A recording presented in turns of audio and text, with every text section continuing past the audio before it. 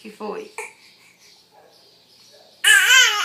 Depois eu vou levantar, ela vai fazer uou. Isso não é choro, não. Olha lá, vai forçando, ó. Vai forçando.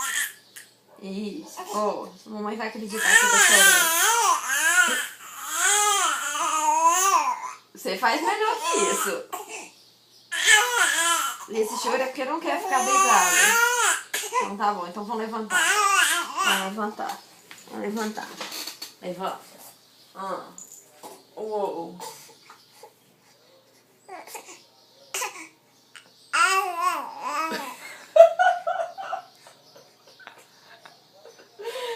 Que foi?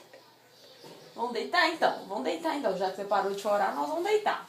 Nós vamos deitar então que você parou. Bom? Vamos deitar. Isso. Vamos deitar. Você chora de novo. Vamos deitar. Isso. Ficou bom. Não quer ficar deitada? Não quer?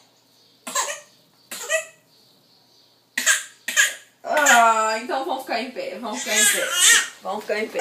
Vamos ficar em pé. Vamos, pronto. Pronto, pronto. Ficou em pé.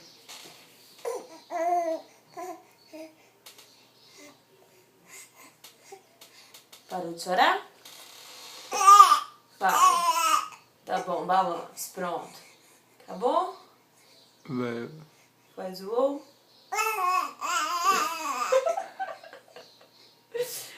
Já posso sentar de novo? Parou? Parou? Vamos sentar? Então tá bom, então vamos sentar. Vamos sentar. Já parou, né? Então vamos sentar. Não tá mais chorando. Né? Que nervoso é esse? Calma. É, meu amor. É, você não quer ficar sentado? Vamos sentar aqui. Senta aqui e conversar. Conversa com a mamãe. Conversa. Arrumar a roupa, né? É. Você tá vendo o papai te filmando? É isso? É isso? Conversa comigo aqui. Elisa, é a televisão. É, eu sei que é a televisão. Que foi? Hã?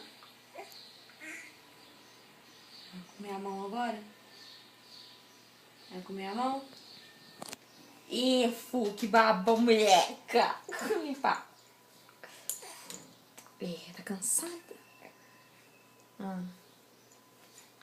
Ó, cai. Ah, papai.